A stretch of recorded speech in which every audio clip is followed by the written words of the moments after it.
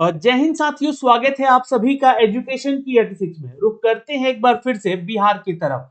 दोस्तों, बिहार में शिक्षक बहाली की प्रक्रिया अभी भी प्रक्रियाधीन है, जहां पर बीपीएससी टीआरई 3 के जो सिलेक्टेड स्टूडेंट हैं उनकी नियुक्ति की प्रक्रिया यानी कि उनके ज्वाइनिंग की अपडेट अभी बाकी है।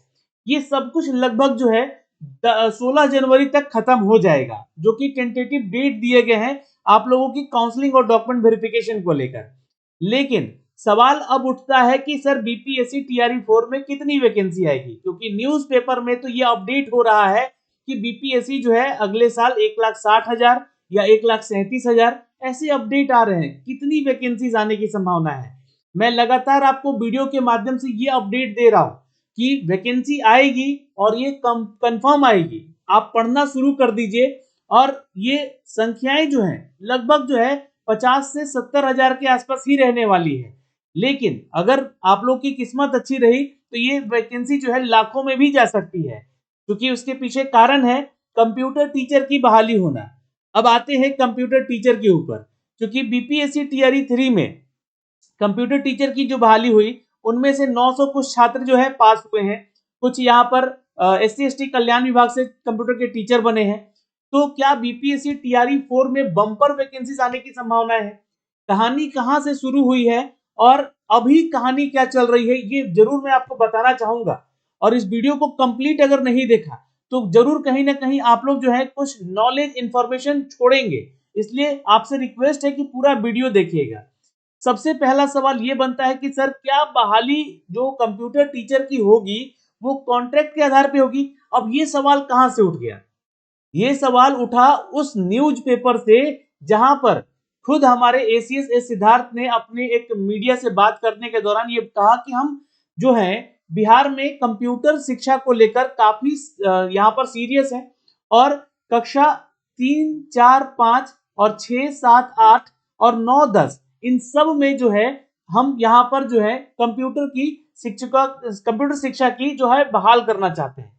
अब कंप्यूटर शिक्षा बहाल करना चाहते हैं, कंप्यूटर शिक्षकों की बात अलग हो गई और यहाँ पर एक्सपर्ट की बात अलग हो गई। जिनको कंप्यूटर का नॉलेज है वो भी यहाँ पर शिक्षा विभाग से जुड़ेंगे। तो सवाल यहाँ बनता है कि क्या जो एक्सपर्ट के पोस्ट निकाले जाएंगे वो यहाँ पर कॉन्ट्रैक्ट के आधार पे होगा, यानी कि संविदा के आधार पे उनको लिया जाएगा। तो मैं आपको सारा चीज क्लियर करूंगा कि विभाग किस तरह की वैकेंसी निकलता है, आयोग किस तरह की वैकेंसी का जो अपडेट देता है उसका एग्जाम करवाता है, और एजेंसी के माध्यम से भी बहाली की प्रक्रिया बिहार में होती है। तो ये एजेंसीज कौन हो सकती हैं जहां से आप लोग का रिक्रूटमेंट हो सकता है? तो पहले यहाँ पे तो समझना होगा कि आप लोगों को कि रिक्रूटमेंट हो किसका रहा है, शिक्षकों का हो रहा है या कंप्यूटर के एक्सपर्ट का हो रहा है। दोनों चीजें मैं बताऊंगा यहाँ पे। और बिहार एसटीईटी सेकेंड फेज को लेकर जो लगातार छात्र मांग कर रहे हैं कि एसटीईटी सेकेंड फेज करवा लिया जाए, जो कि खुद आनंद किशोर जो कि बीएसईबी के चेयरपर्सन है उन्होंने इस बात का जिक्र किया था कि हम साल में 2 बार आप लोगों का ये परीक्षा लेंगे। अब वैसे तो ये साल का अंतिम महीना और अंतिम सप्ताह चल रहा है, लेकिन कोई भी सुगबुगाहट नहीं है BPSC BSEB STET second phase को लेकर, यहाँ करवाने को लेकर। लेकिन मांग हमेशा हमारी रहेगी, कृपया करके इन छात्रों पर ध्यान दिया जाए जिन छात्रों का इस साल पीजी क्लियर हुआ है, जिन छात्रों का इस साल बीएड और डीएलएड क्लियर हुआ है, वो छात्र को यहाँ पर जो है मौका देना चाहिए। यानी कि खासकर बीएड वाले छात्र और एमएड वाले छात्र और पीजी वाले छात्र जिनका कि इस साल कंप्लीट हुआ है। याद कीजिए, आप लोगों को ही कहा गया था के पाठक की सर के द्वारा कि आप लोगों तैयारी कीजिए, टीआरई 4 में आपको जरूर मौका दिया जाएगा। तो क्या आपको यहां मौका मिलेगा, यह भी एक बड़ा सवाल है, और कब तक होगा अगर एसटीईटी सेकेंड फेज होता है तो। इन सब के ऊपर हम लोग आएंगे एक एक करके, लेकिन वीडियो थोड़ा लंबा बनेगा। आप लोगों से रिक्वेस्ट है कि वीडियो में बने रहिएगा। सीधे कुछ डिटेल पे चलते हैं दोस्तों। यहाँ पर जो डिटेल आप लोगों को जानकारी दी गई है उन डिटेल्स पे चलते हैं। देखिए, शुरुआत हुई है कहानी की जब एक जो है अपडेट दिया गया, और ये अपडेट आने से पहले इसका एक न्यूज अपडेट दिया गया था जहां शिक्षा मंत्री ने यह कहा था कि हम मध्य विद्यालयों में भी यहाँ पर कंप्यूटर के शिक्षकों की बहाली की प्रक्रिया निकालने जा रहे हैं, और वो लगभग 26 से 28,000 हो सकता है। ठीक है, 28,000 मध्य विद्यालय में कंप्यूटर शिक्षकों की बहाली का उन्होंने अपडेट दिया था। दिया था ना। चलिए, तो उसी के बाद यहाँ पर जनता दल यूनाइटेड के ट्विटर हैंडल पर एक पोस्ट डाला गया। ये पोस्ट डाला गया कि मध्य विद्यालय में कंप्यूटर शिक्षक होंगे तैनात, यानी कि इनकी नियुक्ति निकाली जाएगी। नियुक्ति नियमावली पूरी होने पर पदों के सृजन पद पर जो है विभाग प्रस्ताव करेगा तैयार, यानी कि इसकी जो है तैयारी होगी। अगर ऐसा होता है तो 28,000 मध्य विद्यालय में संचालित होंगे, तो यानी कि हर विद्यालय में अगर एक एक पोस्ट भी हम मान के चले तो 28,000 मध्य विद्यालयों में शिक्षकों की नियुक्ति की ये चर्चा हुई है। तो यहाँ पे हो रहा है शिक्षक का बहाली का बात। ठीक है, अभी मैं आपको एक न्यूज अपडेट फिर दिखलाना चाहूंगा, जहां पर यह कहा गया कि 26,000 कंप्यूटर शिक्षक भी यहां पर किए जाएंगे बहाल। ये अपडेट आया जबकि शिक्षा मंत्री ही ने खुद एक प्रेस कॉन्फ्रेंस में बैठकर इसकी बातें कही, और अगस्त के बाद विज्ञापन जारी किया जाएगा और 1,60,000 शिक्षकों की नियुक्ति कराई जाएगी। तो ये तो पिछले मतलब 2000 अभी जो 24 चल रहा था उसकी बात हो रही थी, लेकिन बीपीएससी टीआरई 3 में ही डिले हो गया, जिसके चलते यहाँ पर ये 1,60,000 टीआरई 4 का अभी तक अपडेट नहीं किया गया है। अभी वाद विवादों में चल रहा है, लेकिन मैं सूचनाएं आपको थोड़ा सा दे रहा हूं। यहाँ पे लिखा गया कि 26,000 कंप्यूटर शिक्षक भी किए जाएंगे बहाल। शिक्षा के अनुपूरक बजट भी यहाँ पे जारी किया जाएगा, इसके बारे में जानकारी दी गई। और शिक्षा विभाग ने बीपीएससी को भेजी है अधियाचना, जहां से इन बहाली की प्रक्रियाएं करवाई जाएंगी, यानी 1,60,000 की यहाँ चर्चा की गई। उसके बाद यहाँ पर एक न्यूज और आता है दोस्तों, जो कि आप लोगों का ये जो है अभी हाल फिलहाल में ही खुद मुख्यमंत्री जी ने सीतामढ़ी और शिवहर को संबोधित करते हुए 3 लाख नौकरी देने की बात कही, जहां पर शिक्षा विभाग की भी चर्चा की गई कि यहाँ पे भी बहाली आएगी। तो ये सारी चीजें चल रही थी, लेकिन यहाँ पर अब मैं आपको थोड़ा सा जोड़ना चाहूंगा, और आप लोग शिक्षा का वार्ता जो है आप लोग जो है ऑफिशियल यूट्यूब चैनल पे भी बिहार एजुकेशन डिपार्टमेंट के देख रहे होंगे। तो वहां पे एसीएस महोदय हैं हमारे एस सिद्धार्थ जी, जिन्होंने ये एक अपडेट दिया। क्या अपडेट दिया कि हम जो है जो कंप्यूटर शिक्षा है ना, यानी कि कंप्यूटर का शिक्षा है, शिक्षक की बात नहीं कर रहा हूं मैं, अभी कंप्यूटर एजुकेशन की बात कर रहा हूं। कंप्यूटर एजुकेशन को जिस तरीके से अभी उच्च माध्यमिक विद्यालयों में चल रही है पढ़ाई, उसी तरह हम कंप्यूटर एजुकेशन को प्राइमरी, अपर प्राइमरी और माध्यमिक यानी कि जो सेकेंडरी में भी लेकर जाना चाहते हैं, यानी कि कंप्यूटर में छात्र पढ़कर तेज बने और कंप्यूटर का नॉलेज उनको शुरू से हो। तो कंप्यूटर की पढ़ाई करवाई जाएगी, 31,297 मध्य विद्यालयों में शुरू की जाएगी, यानी कि अब ये सीटों की संख्या बढ़ती हुई नजर आई। इसके ऊपर हमने एक वीडियो भी बनाया है, ठीक है। लेकिन इस बात को ध्यान में रखिएगा, अब यहाँ पर क्या कहा गया है कि 6ठी, 7वीं और 8वीं कक्षा में छात्र छात्राओं को दी जाएगी कंप्यूटर शिक्षा। यहाँ भी शिक्षा की बात हो रही है, लेकिन कौन ये लोग देंगे शिक्षा, ये अभी चर्चा आगे बढ़ते हैं। यहाँ पे देखिएगा तो ये सारी बातें लिखी गई है। एस सिद्धार्थ ने प्राथमिक शिक्षा निदेशालय को निर्देश दिया है, इस लाइन को नोट कर लीजिएगा। ये जो आपका प्राथमिक शिक्षा निदेशालय है, ये किसके अंतर्गत आता है, शिक्षा विभाग के अंदर। ये आपको मैं जानकारी दे दूं, तो ये पहली बात हो गई कि विभाग को ये निर्देश दिया गया है कि आप जो है बहाली की प्रक्रिया करवाएं। आपको हमेशा से एक बात ध्यान में रखना होगा कि जो विभाग है वो बहाली करवाता है संविदा के आधार पे, कैसे, कॉन्ट्रेक्चुअल बेसिस। ये आपको ध्यान में रखना होगा। और ये बहाली की प्रक्रिया होगी या रद्द होगी, इसका भी जो है फैसला कौन करता है, तो शिक्षा विभाग यानी कि विभाग ये करता है। ठीक, पहली चीज। अब दूसरा आयोग होता है। आयोग जैसे कि आप लोगों के सामने बीपीएससी हो गया, या बिहार एसएससी हो गया, सीएसबीसी हो गया, या फिर बीपीएसएससी हो गया, इन सभी चीजों पे थोड़ा सा फोकस कीजिएगा, मैं जो बता रहा हूं, क्योंकि यहीं पे आप लोगों की कहानी है और यहीं से आप लोगों को समझना भी है। ठीक है, तो यहां पे क्या बोला गया कि जो भी हमारे एसीएस जो है उन्होंने कहा कि हम जो है प्राथमिक शिक्षा निदेशालय को ये निर्देश दिए हैं, पहली बार प्रारंभिक विद्यालय स्तर पर लागू होने जा रही है कंप्यूटर शिक्षा को एक विशेष रूप से पाठ्यक्रम में रखा जाएगा, यानी कि विशेष रूप से इनको एजुकेट किया जाएगा कंप्यूटर के शिक्षकों, कंप्यूटर के शिक्षा को लेकर। कंप्यूटर में बेसिक नॉलेज के आधार पर किताबें भी बच्चों को उपलब्ध कराई जाएगी, यानी कि किताबें छप रही हैं, इसकी जानकारी भी खुद महोदय ने दिया है। बच्चों को सिखाने के लिए कंप्यूटर शिक्षक और एक्सपर्ट भी रखे जाएंगे। अब यहाँ पे आता है कि इस लाइन को लेकर काफी लोग कंफ्यूज हो गए कि क्या सर एक्सपर्ट जो होंगे वो कॉन्ट्रैक्ट के आधार पे होंगे।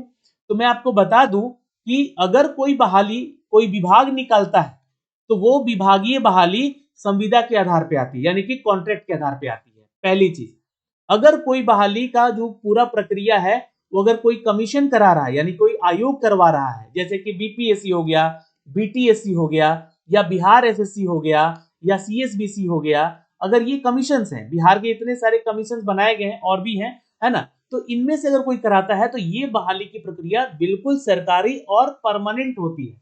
ये एक कमीशन है और यह एक सरकारी संस्था है, तो आपको ये सरकारी नौकरी देती है।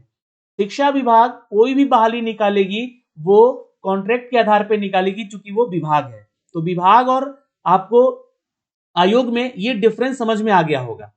आपको मैं एक एग्जांपल देता हूं, अभी हाल के ही दिनों में शिक्षा विभाग की तरफ से सहायक और परिचारिका नियुक्ति पर रोक लगाया गया, और ये ध्यान में होगा कि ये भी क्या था, कॉन्ट्रैक्ट का बहाली था। स्वास्थ्य विभाग की तरफ से, ये देखिए ये भी क्या है, विभाग है। अगर इसी बहाली को यहाँ पर बीटीएससी करवाता, यानी कि बिहार टेक्निकल सर्विस कमीशन, जहां पे हेल्थ डिपार्टमेंट से बहाली निकाली जाती है, तो ये बहाली सरकारी होती। लेकिन स्वास्थ्य विभाग की तरफ से सीएचओ का जो बहाली हुआ वो अभी कॉन्ट्रैक्ट के आधार पे था, वो भी क्या था, कॉन्ट्रैक्ट के आधार पे था। तो ये तो क्लियर हो गया ना कि जो वैकेंसी विभाग निकालेगी वो कॉन्ट्रेक्चुअल होगा, और जो बहाली आयोग निकालेगी वो आपका सरकारी हो गया, नियमित हो गया। ये ध्यान में रखिएगा। ये आपको मैं अभी क्यों क्लियर कर रहा हूं, क्योंकि आगे इस लाइन को भी जिक्र किया गया है कि कंप्यूटर शिक्षक और एक्सपर्ट भी रखे जाएंगे। तो कंप्यूटर शिक्षक की जो बहाली होगी, यानी मध्य विद्यालयों में जो चर्चा हो रही है, वो बीपीएससी को अधियाचना भेजी जा चुकी है। मैंने अभी ऊपर आपको पढ़ाया था। तो वो बहाली मध्य विद्यालय में 28,000 पद पे लगभग आ सकती है। बाकी जो बचे, मतलब 31,000 में हो सकता है कि 4-5 हजार और होंगे, अगर मान के चलिए हम यहाँ पे, है ना, तो मान के चलिए अगर हम 3,500 मान लीजिए, है ना, तो 3,500 एक्सपर्ट की जो बहाली होगी ये कौन करवाएगा, तो ये जो है यहाँ पर जिसको आदेश दिया गया है, प्राथमिक निदेशालय को ये निर्देश दिया गया है। ये देखिए, ये एक्सपर्ट की बहाली करवाएगी, तो ये कॉन्ट्रैक्ट पे बहाली होगी। तो इसकी एलिजिबिलिटी बिल्कुल अलग होगी। यहाँ पर बीएड वीएड भी जरूरत नहीं पड़ेगी, यहाँ पे एसटीईटी की भी जरूरत नहीं पड़ेगी। मैं आपको अभी बता दूं यहाँ पे जरूरत क्या क्या पड़ेगी, उसकी क्वालिफिकेशन मैं आपको बताऊंगा अभी आगे। शिक्षा विभाग के मुताबिक पहले चरण 6ठे और 7वीं 8वीं के कक्षाओं में कंप्यूटर शिक्षा दी जाएगी। इसके बाद दूसरे चरण में तीसरे, चौथे और 5वीं कक्षा के कंप्यूटर में शिक्षकों के बारे में बेसिक ज्ञान दिया जाएगा। दूसरे चरण में करीब 40,566 प्राथमिक शिक्षकों व कंप्यूटर शिक्षकों को लागू किया जाएगा। कंप्यूटर शिक्षा को लागू किया जाएगा 40,566 प्राथमिकी विद्यालयों में। ये ध्यान से समझिएगा, यहाँ भी शिक्षक नहीं लिखा जा रहा है, 40,566, ये नोट कर लीजिएगा। और यही नहीं, अभी आपको बता दें कि अभी जिस तरह से आपको उच्च माध्यमिक विद्यालयों में कंप्यूटर शिक्षा लागू है, उसी के आधार पर यहाँ पर 9,430 माध्यमिक में कंप्यूटर शिक्षा का लाभ उठा सकेंगे, और प्राथमिक में भी यहाँ पर लिखा गया है करीब करीब। ठीक है, तो ऐसी स्थिति में ये चीजें सामने निकल कर आ रही है कि ये अगर बहाली होगी एक्सपर्ट वाली, तो यहाँ पे इन लोगों को कॉन्ट्रैक्ट पे ही रखा जाएगा। यहाँ पे बहुत सारे लोग वीडियो तो बना दिए हैं, लेकिन इस चीज को क्लियर नहीं कर रहे हैं कि इसके लिए एलिजिबिलिटी क्या होगी। इसकी एलिजिबिलिटी क्या वही होगी जो टीचर की होगी। तो यहाँ पर देखिए, इस प्रकार राज्य के सभी 71,863 प्राथमिक और मध्य विद्यालयों के बच्चे भी Microsoft Office, Excel, PowerPoint, इस विषय को तकनीकी शिक्षा हासिल कर सकेंगे। तो शिक्षा निदेशालय को यह आदेश दिया गया कि आप इनको एक्सपर्ट दें ताकि ये बेसिक नॉलेज जान सके। शिक्षक नहीं मिल रहे इनको। ठीक है, बीपीएससी के माध्यम से होगा आपका शिक्षक का बहाली, जो कि मध्य विद्यालय में होगा, और वो 28,000 होगा। तो अब आप छात्रों का ये कंफ्यूजन क्लियर हो गया होगा कि कॉन्ट्रैक्ट पे बहाली होगी क्या। तो एक्सपर्ट की बहाली कॉन्ट्रैक्ट पे हो सकती है। शिक्षकों की बहाली अगर बीपीएससी कराती है, यानी कि कमीशन कराता है, तो वो सरकारी नियुक्ति होगी, आपकी सरकारी बहाली होगी। तो ये क्लियर हो गया।